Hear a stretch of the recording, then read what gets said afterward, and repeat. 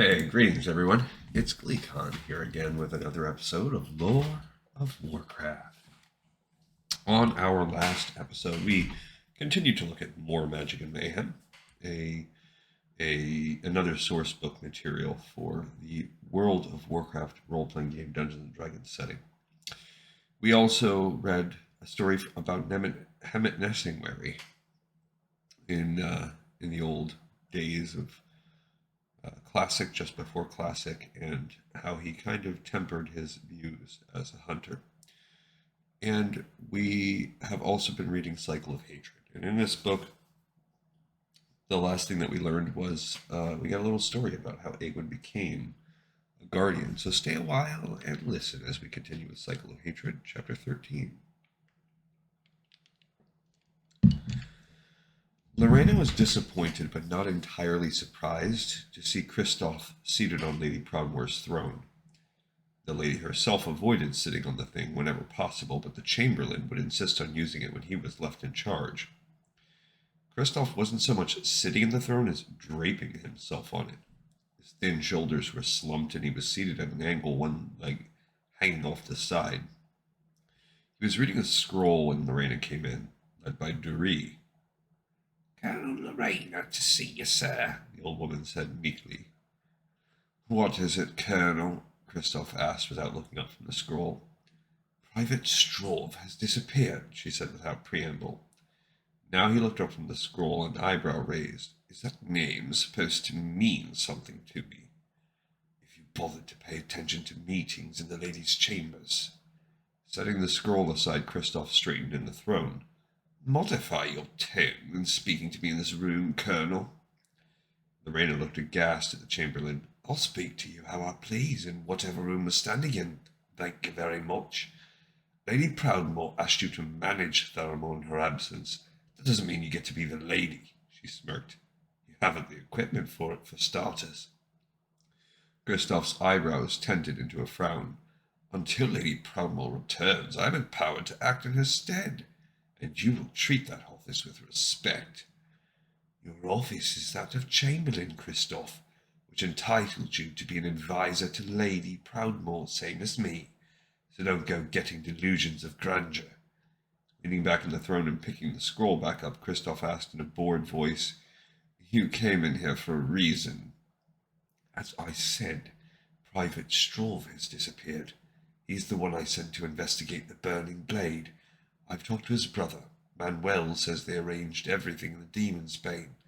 Strove sat in a corner. Manuel talked to the person they thought was with the burning blade, and Strove followed him. That was the night before last, and I haven't heard a thing since. And why is this my concern?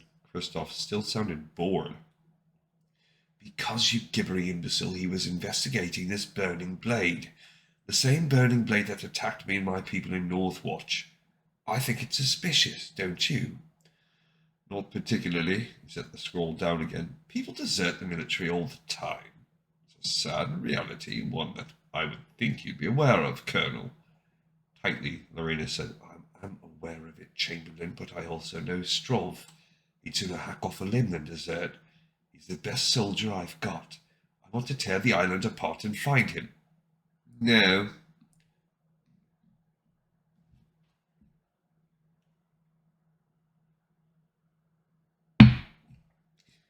Lorena's hand went to her sword hilt instinctively, but she knew it would be foolish to stab the man sitting on Theramore's throne, however much he didn't deserve the seat, and did deserve the stabbing. What do you mean, no? I assume the Colonel is familiar with the definition of the word. Very funny. She took her hand away from the sword hilt and walked over to the room's large window, as much so she wouldn't have to look at Kristoff as anything. The skies were so clear that she could see Alcaz Island to the northeast. This burning blade has me concerned, Chamberlain. They have use of magic, and right now, Colonel, the burning blade is little more than a rumor. One, I might add, that you cannot substantiate since your primate has gone missing. I'm afraid I cannot devote Theramore's resources to finding a deserter, not when those resources are needed elsewhere.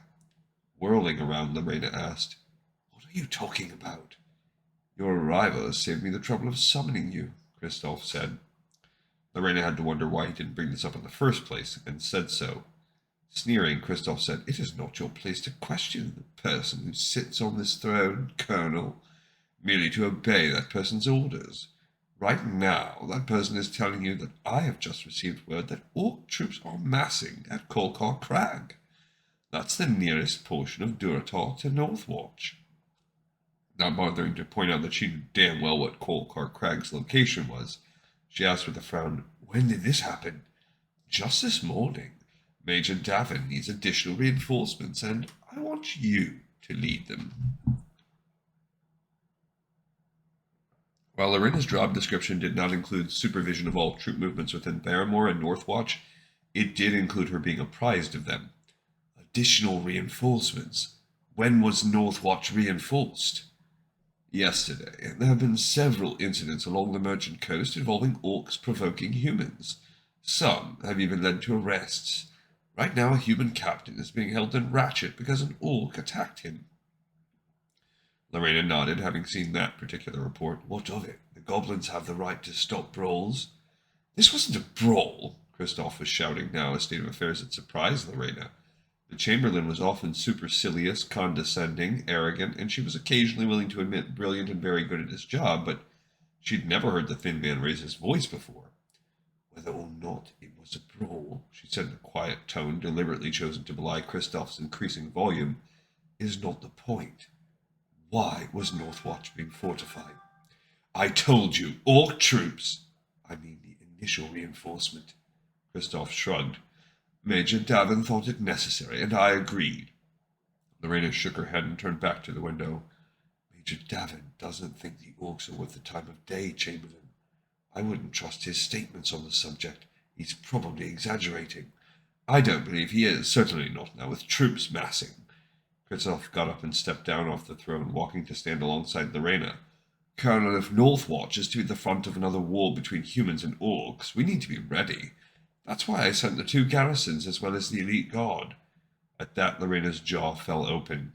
Shifting her position both so she was facing Christoph and also so she was a bit farther away from him, she said, The elite guard. Their function is to guard Lady Proudmoore. Calmly, Christoph said, who is presently out of contact and can take care of herself. Better they be used in Northwatch than be allowed to sit so uselessly here. Again, Lorena shook her head. You're making an incredible leap, Christoph. Right now we've got a few tense situations. That doesn't mean another war. Perhaps not, but I'd rather be prepared for one we don't have to fight than not be prepared for one we have to. The logic was sound, but Lorena still didn't like it. What if the orcs interpret this as a hostile act? It's how I am choosing to interpret their actions, Colonel. Either way, we need our best troop commander on site. That is why I want you to lead the regiment that reinforces Northwatch. Speed is of the essence, so you may take your senior staff on the airship to set things up. The rest of the troops will travel by boat, arriving in time for you to give them their assignments when they catch up to you. Lorena sighed. If the airship was already prepared, Christoph had made this decision before she ever walked in the room. Still, she had one last card to play. I think we should wait until Lady Proudmoore returns.